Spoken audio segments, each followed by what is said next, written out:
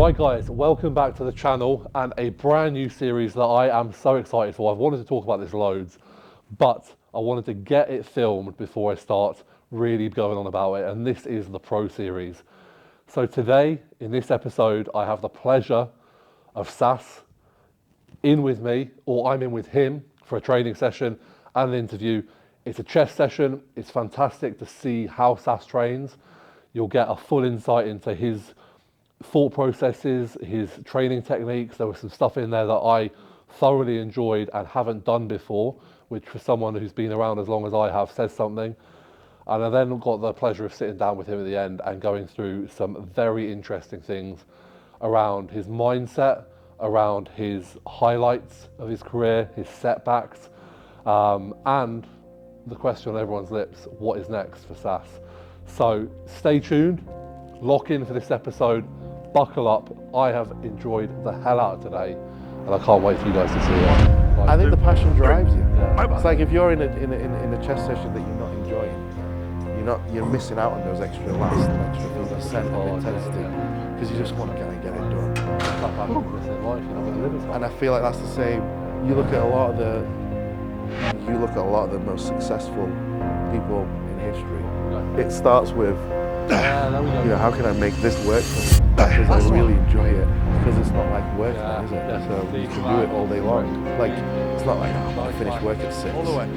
I love what I'm doing, so why should it? And again, if I want to carry on and do it, and that's when it starts to add up the results. I think.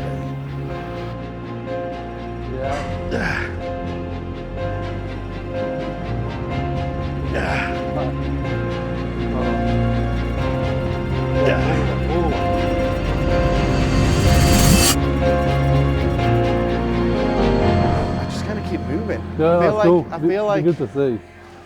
I start off quite light and I'll do quite a lot of I'm happy with that, mate. Yeah. Like really adding a little bit at a time. Yeah. I auto-regulate a lot, so if something This doesn't is what's like good for me and interesting for me, because you're right. That's different for me. I'll go in like I love a set plan. I've got that OCD. Yeah. Kind of. I'm a logbooker, but like I logbook more for consistency. Yeah. Rather than like that crazy progressive overload, like have to beat numbers. Because when you're consistent, you're in a safe margin. Yeah. So I think because I've pretty much been doing the same style of training for over 22 years, it's a very set mold for me. Yeah. So like I go in and it's like I've got that plan. Yeah. I've got my set plan. It's in your mind. Yeah. It's so ingrained. But then there's certain things that now I have to deviate from. Yeah. But then I've got like a selection of movements that I know I can pick from. And I think because it's my career started off that way. So I didn't really, if someone brought me into the gym and said, right, here's how you, I might have gone a totally different route. Yeah. But back then it was all like bro split, go by feel. Yeah, push yourself fucking hard. Yeah, so I was trying different workouts like Branch Warren's workout and Kai Green, you know what I mean? Yeah. And then over the years I've just collected it all into what my body likes. That's what it's about. Hopefully you'll like it. Hey, it's very basic. I fucking will. Again, when I was started out, there wasn't any like, have you tried that Cybex or get on the, it was literally, I didn't know any brands. We just got on a machine and if it felt good, we kept doing it. So when I came here in 2019, I didn't know the difference between a Prime. I kind of knew because people threw the names around like Nautilus and Cybex, but I wasn't quite. I've only really been educated. Like I only used a Cybex hat like 2 years ago. Yeah. It's an in thing now. Those like unbranded. Yeah, just me too. You know. Yeah, and I missed those unbranded stuff. Some of them were really good. Yeah.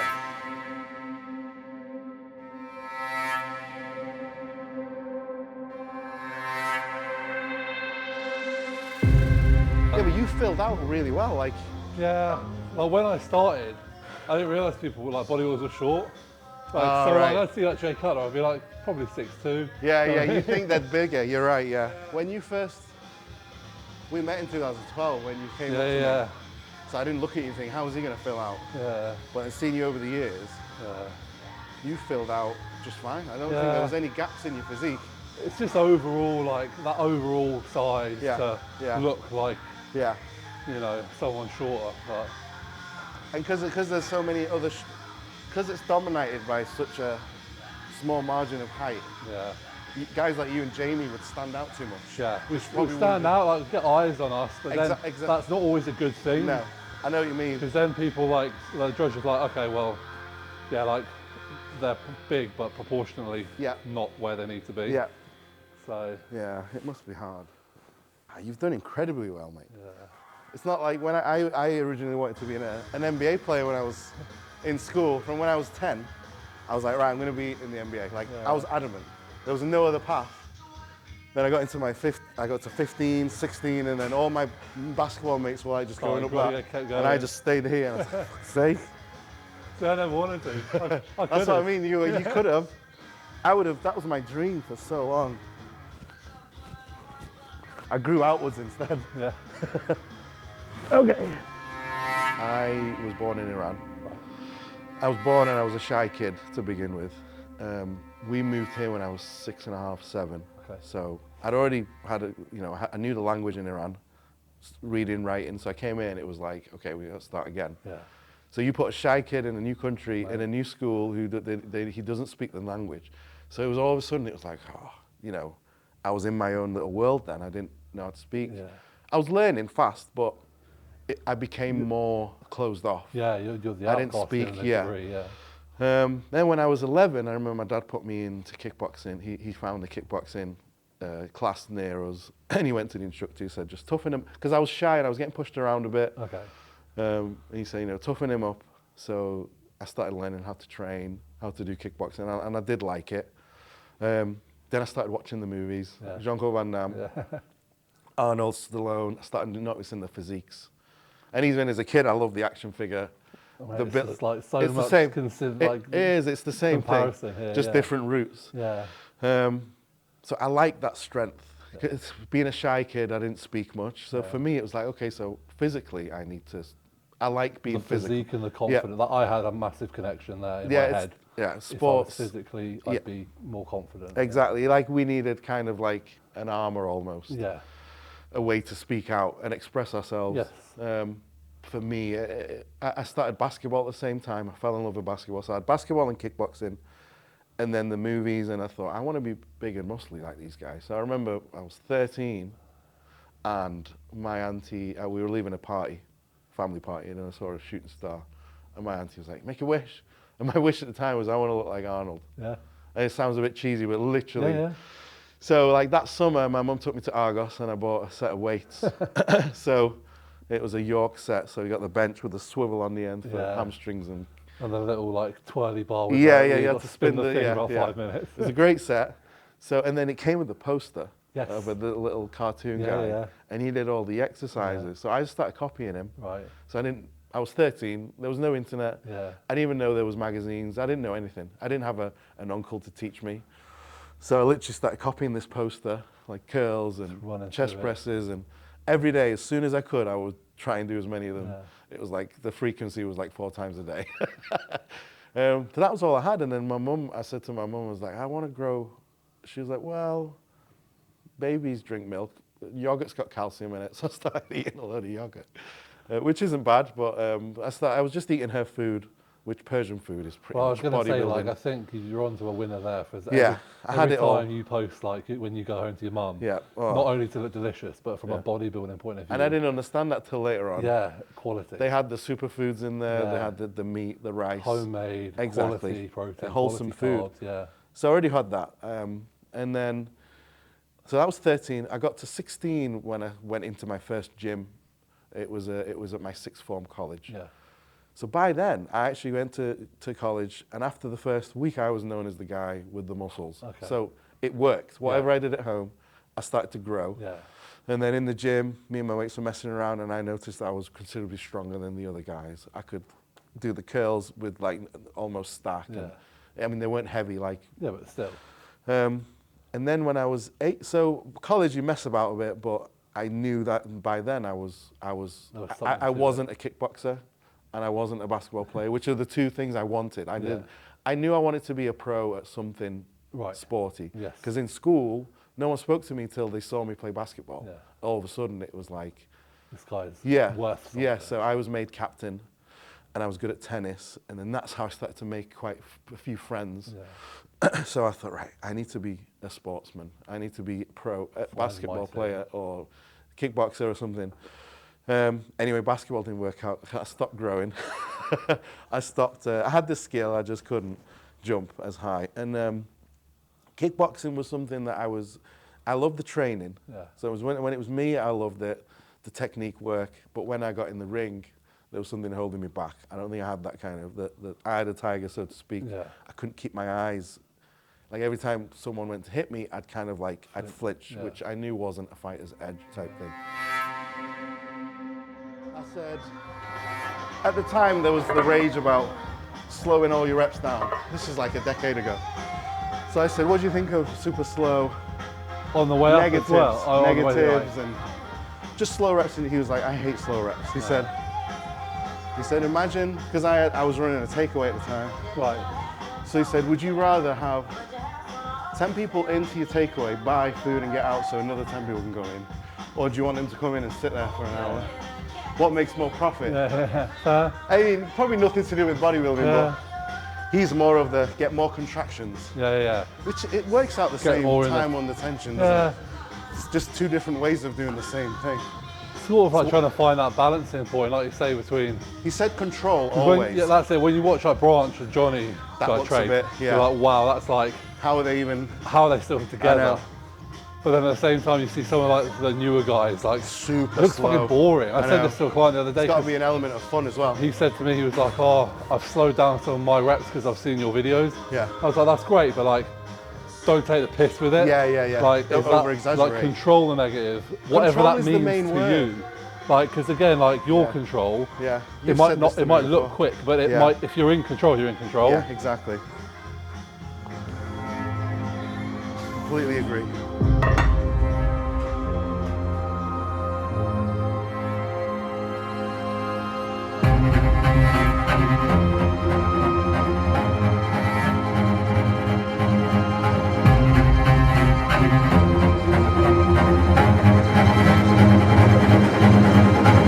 Sometimes I want to get a certain, like I don't chase numbers, but on my first compound I like to sometimes.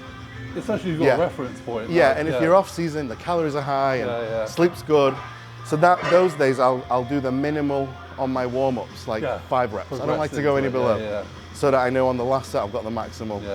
But when I start doing that throughout the sessions, I get hurt. Like a few weeks down the line, something will go.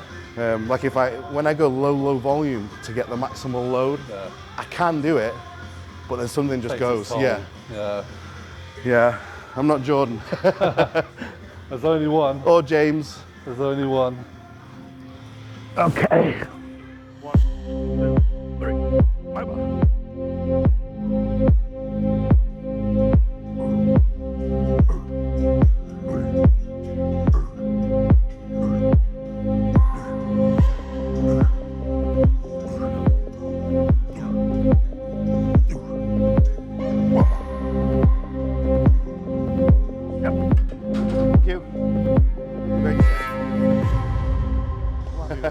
I know I'm pushing the boundaries when, and I'm in the shower and I'm shaving my head, or like trying to scrub my other shoulder. This cramps. Right.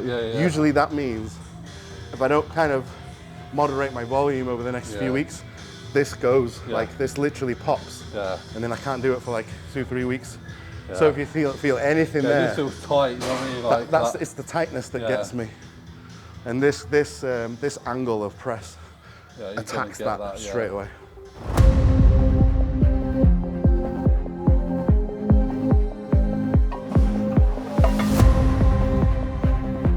Yeah, so just making sure that I once like the heavy ones out of the way, I don't go too high on the reps, but I'll shorten rest times a bit. So what I'll do, I'll go to like 2 or maybe 3 plates where I can probably fail on 12 to 15. And I'll do like 10 and then come back on in like 30 to 60 seconds. So what I'll do is when you go off, I'll probably go back on. So we'll get to a weight where we're going to fail between 10 to 15 and then we'll just do like 3 work sets. Cool. It builds up the... I bet. Okay, see how this feels.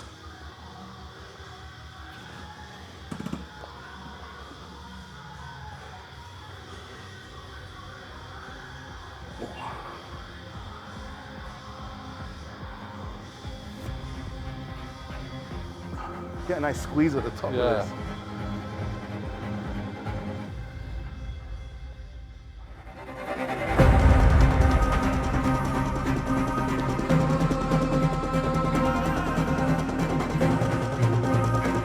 And on the third set, I like to hold at the top just for 3 seconds. Okay. So aiming to fail way before like. So what, every single rep? Every single rep, just 1, 2, 3, and then bring it down. It's like not just squeeze, but still, like, yeah. You imagine you still pushing through. Exactly, yeah.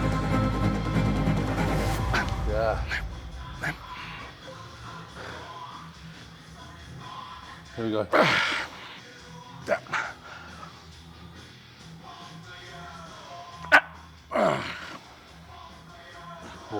Whew. Nice. Gets you, doesn't it? Yeah. And like you said, it gets heavy. Yeah. Within the set. Yeah, it does. Like you, like on that second set, I think it was like 6 reps. I was like, oh yeah. All of a sudden, it was like, oh, sugar. It hits the wall quite quick. What's the best piece of advice you've ever been given? I suppose within bodybuilding, keep it there. I'm going to double barrel this a little bit.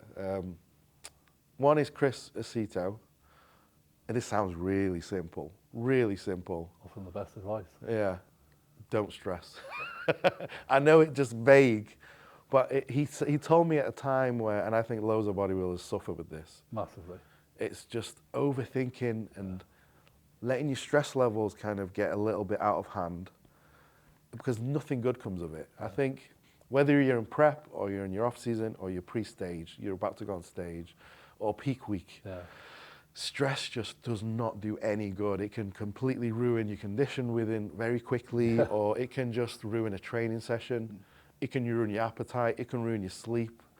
Like he says, no stress, and it's like, oh, well, that's easy. It's being able to handle stress levels, I think, comes with being a very good bodybuilder. Like you look at Jay and Dorian and Ronnie, and they have this kind of this flatline level of stress that they're chilled. They're calm. There's almost like, is anyone in there? Got that, like whether you, like, I'm sure it's been developed, but you have that aura about you. Yeah, genetically, I was always very chilled as a kid, which I think helps as a pro. Yeah, it's almost like Sean Roden said it to me as well. He said, learn how to relax. You cannot go 100 miles an hour year round, you'll just burn out. And I see people burning out all the time. And well, that's funny because there's an Amazon documentary on Ronnie. I can't remember what it's called. I don't know if it's recently out, but like I know like Kevin O'Brien said to him before we started winning, he gave him a few drinks. Said, just relax, man, just relax. And then the next day he went and smoked everyone, and that was the beginning of the reign. So it's hard because nowadays people will look at that as laziness. Oh, he's not hardcore. Or, well, he can relax because he's got the genetics. Like they'll always play it. But I think the amount of information that people are throwing as well, it's hard not to overthink. Like we said before, like sometimes I feel like I made the most progress when I didn't quite know 100% what I was doing. Which leads me to my other part of that answer. Lee Priest. I was doing my first show, prep, and he was on Twitter. So I tweeted him and I said, I'm doing my first show. First ever show? First ever show. Wow, okay. Yeah, so 2012. And he said, in fact, I didn't do that show because I fractured my wrist in the gym. But I said, just doing my first show, I wanted to say, thanks for being such an inspiration. I didn't ask him anything. And he just said, listen to your body. Your body's going to be your best coach. Okay. And I'm not saying you shouldn't have a coach, but that kind of made me have faith in what my body was telling me instead of trying to look for answers outside. I feel like that helped me along the years, because sometimes I'll get stuck and I'm just thinking about my plan or my off season, and then I just think, all right, what's my body doing? Sometimes you can disconnect yourself because there's so much information. I like to do this quite quick, so I'll build up the weight, go as heavy as I can first. What kind of reps do you go a bit higher on? I try and stick to 8 to 12 on these. Okay. Somewhere so I can fail just about at 8. Okay. And then I'll do drops. So I'll do like a triple drop. Oh, nice. So it's like one all-out set instead of doing, multiples. But just build it up just so there's no surprises.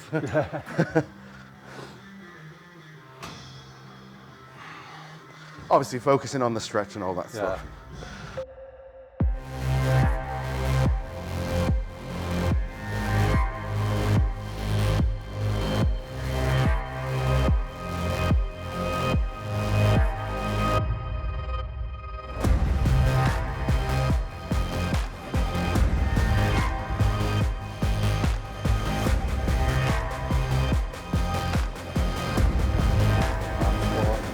good? Yeah, yeah. That's cool. You got a good portion in. I don't know if it's your front delt or upper chest, but when you're stretching, it just comes up. Yeah. Have you been quite upper chest dominant? I've always tried to. Just, I mean, my chest is like. It's full. I mean, it's like the kind of the flattest part of me when I'm flat. When you're depleted. Like. Yeah, my upper chest just. The hell out of me, like. Yeah, I hate it. Because sometimes it won't come alive until I pump up pre-stage, even with food. Yeah. I'm like, is it gonna come in? Yeah. But yeah. Mine's similar. It's upper chest and triceps for me. Right. My triceps needs to shrink if I'm not full. I can see it in like my back quite a lot. My back and quads always stay. Yeah, my quads are fine. Yeah, you've always. Well, the one thing I will find is like since retiring, like and going lower volume, they definitely like flattened off just like that. So like, if you took the volume out, you mean you've seen the effects? They've flattened, because obviously as well, like we take into account, I did 3 shows, and leg training around shows is pretty, and then I've come back in a low volume. So you've noticed the difference? Progressively stronger, but they're not quite the same shape. I always say like some muscles do need the volume. Yeah, quads I've always done higher. I've done. And the reason I'm not doing it now is because I've done it for so long. Yeah. And it isn't particularly pleasant. And I'll be the first to say, it doesn't feel nice. I'm happy just to back it off a little bit for now. I can't wait to stop training legs. They'll probably still stay big. Right. Are you all right with a slight decline? Yeah, I'll give anything a go right now. It feels... It's nothing heavy though. Throw in something spicy to finish this session. We're going to superset this with cable flies, but more focused on upper. Okay. Yeah, this is kind of like... Yeah, so nice. I'll just set it up.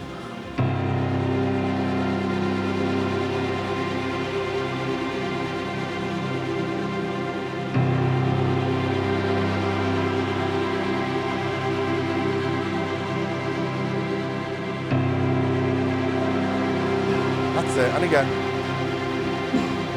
Come on. That's it.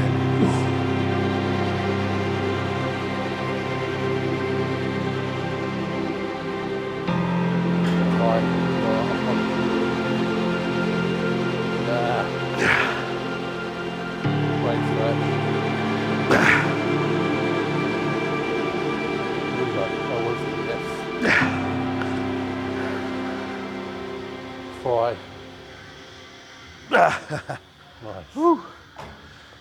It is a good combo. Yeah, makes me so happy this as well because like this is some of like the training that like I used to do. Yeah. Before getting a little bit caught up in. Yeah. Like I've always loved my training. Don't get me wrong, but like there does come a point where everyone's saying the same thing. Yeah. It's like, oh, maybe I shouldn't. There's no fluidity. Maybe I shouldn't do drop sets. I've not like. And apart from arms, it's like a superset like arm movements. I don't really superset anything else, but fuck me, it feels great. Feels amazing. Yeah.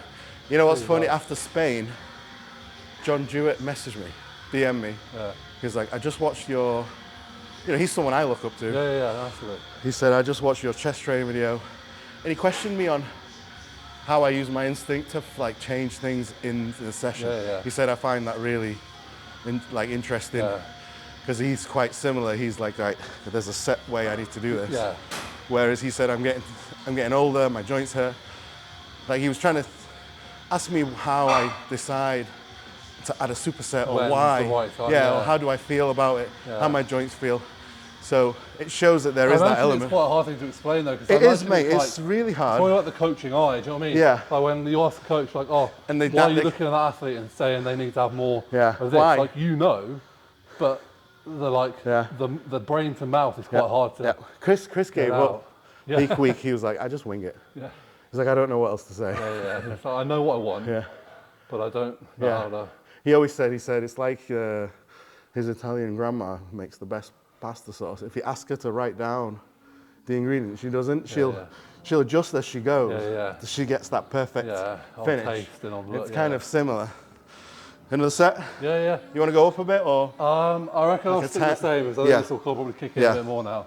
Yeah, you're right. I feel like it's that nice fullness. It's a rounded feeling. It's really good to feel.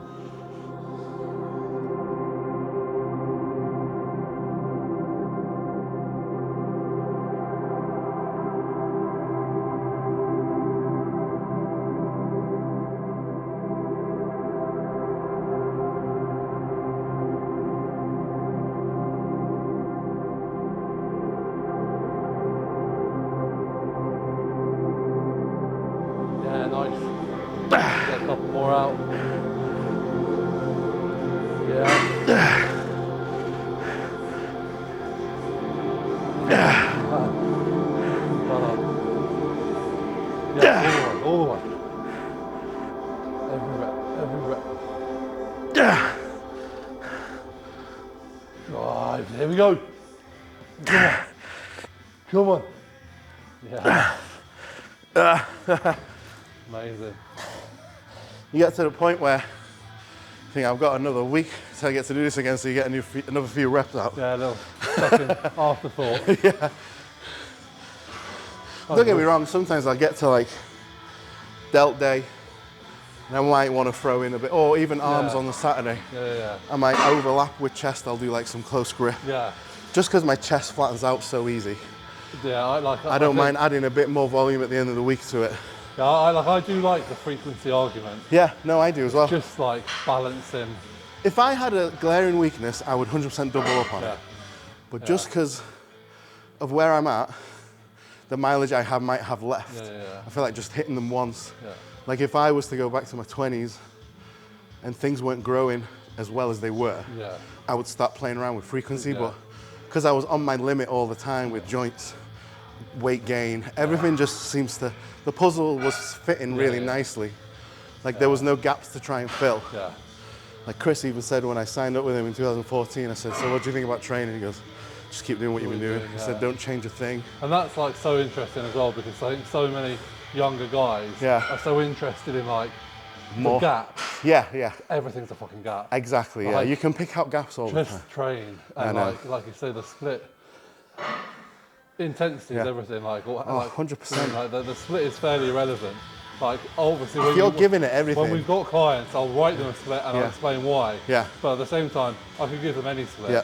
If they're not going to train hard, they're not going to grow. Exactly. You can make it all work. Hard, they are going to grow. You're right. So, in a way, if you're training everything all out, everything overlaps. Delt day is very similar to chest day. There's arms back in every day. Exactly. So when you're going 100%, even on a bro split, things are getting more frequency than you might think. On paper. But like you could write things as well. This is the funny thing. Like a client can get bored of a program, and I can change push one to like delt focused and chest. And they're like, oh, it's amazing. And it'll even be though like it's literally the same session. The same thing. I know. Different order. I know what you mean. You're right. I think what I had back then that I sometimes see lacking now is the intensity with the passion. Like we had fun. Like it was fun. I didn't want to I didn't get on stage. I started 13. Well, I remember when you came. 27 I was. Who the fucking hell is this guy? I just didn't want to get on stage. I just loved to train and eat. We had fun. Every day was a fun day for us. It's like, what can we lift and how many exercises can we do for back? And it was a fun time. Like, and I think that's sometimes missing a bit now, because if I was to start bringing out all the details into my programming, and I don't think I would have had as much fun, which might have taken away from the intensity as well. No, definitely. I was lucky because like Big Rich was like my first training partner. I remember like proper had the courage after like working at the gym. Like, can I jump in with sessions? Because obviously he's a powerlifter, he'd train, he'd do like his heavy movement, and then it would be like high volume. And he's got endless amounts of muscle. And like it would be like disgusting sessions. I just remember like taking that and then like kind of going my own way with it. Like I used to like, because I had a swimming background as well, like my capacity for volume is high, and it still has carried on, but like you can I definitely took see the piss with volume to a certain point, to the point where I was like, this is a bit ridiculous. Too much. Like, but then, you have to working. Like, you have to find limits. I think so. Yeah, we did. I remember leg day for us was leg extensions, barbell squat, hack squat, Smith squat, and then leg presses, and then weighted lunges down a track. We did everything we could. We were to the point we were about to throw it, and we had to sit down for 20 minutes. We didn't even speak to each other because we felt so crap. Because of our age, you could take it. Now, in hindsight, it was way too much. Like for back day, we'd do like 10 exercises because I didn't know what was optimal, so we just thought, let's just do as many back exercises. You hit enough angles, you're going to feel it. Exactly. It's similar to what Jay said to Chris. I remember Chris said, first time we met, he said, what are you doing for back? Everything. And yet his back is unreal. You can tell. But you learn your limits and then you adjust it as you go along. Right. So the other thing I do is calves on a chest day. Cool. No, that's cool, man. But on chest day, I'll keep it quite short. It's literally like one big all-out drop set type cool. thing. Like, I normally do calves today anyway, so that works out well. Okay. Well, there you go. Perfect. I feel like most people train in the maintenance when it comes to calves, because it's a lot of the time it's an afterthought. And especially if you're doing like 8 to 12 reps, it doesn't matter how heavy you're going, like calves can take it. Thing there, it's like you're sort of working in the like 6 to 12 range with load, and then the 6 to 20 range. But like there's but it's non-stop. Yeah, it's the build-up of fatigue and volume, innit? Yeah, that's a really nice balance because like although the body weight are hard and you fail, there is an element of rest. Yeah, it is. To be able to do the load. It is. That's why I added them in, because I was thinking I was able to go so heavy. Just sitting around in between. That the pump wasn't the same. Yeah, I mean this is nutty. Like I feel like I've got a set of calves again. Yeah, they feel like they've just been slapped back on. Yeah, like you tend to need to stretch them a little bit throughout the evening because they'll get crampy. For me, coming off the back of it, that calf thing is definitely going to be added to like the list of things in the arsenal. That's good. And just not being afraid in time, like as I start to escalate kind of volume, doing supersets, because I forget how fun they are and like how good they feel. I know. It's almost like beforehand on paper you might think, it doesn't make sense because how can I go all out and then go into another set? But then as you're doing them, you realise like, it's like your body goes up a couple of levels to manage that workload. And especially at that stage in the session when you know you're already well and you're warmed up. You're safe. It's safe. And also like what are you going to get necessarily from doing more heavy work at that point? I incorporate a lot with legs because I don't want to squat anymore and I don't want to leg press any heavier. So I incorporate supersets to like with anything, it's just a way of reaching more and more fatigue in a safer way. Intensity. Samson pretty much trains everything superset. Well, he loves them. Not a lot of people do, and I can understand why. But like I said, it's only like one exercise, maybe at the end, or right at the beginning, just to kind of bring everything together. Like if I want to do a bench press, but I don't want to quite go as heavy, I'll do like a pre-fatigue set on a pec deck. So normally that's how I generally structure. I'll normally do like a pre-fatigue, which is a very smart way to do it. Because again, for me, like chest is always never connected too well, so that just helps warm it up, build that squeeze. So I do that, especially in the prep when food's a bit lower. And I want to make sure I'm safe. Right now, because I'm on like stupid amounts of food and everything's quite a nice dose. I don't mind coming in. Even like then, we did a lot of warm-up sets. It's not like you're training like. No, you're not getting just going in and putting 3 plates on and fucking going at it. Maybe when you're 22. Oh mate. What does success mean to you? And that encompasses life. Everything. Everything you can think of, and just your thought process. I think I might answer this differently because I know everyone wants the money and I do as well. But for me, I'm not driven by it. I think for me, it's the passion, which is probably why I'll never be rich. But for me, success is when you're not financially stressed at all. So you're at the point where, I'm good. I can pay all the bills. I can buy some nice things. I can buy a nice big house. Doesn't mean millionaire. For me, what really heightens that success is the happiness and the people around you that you've kind of can share it with.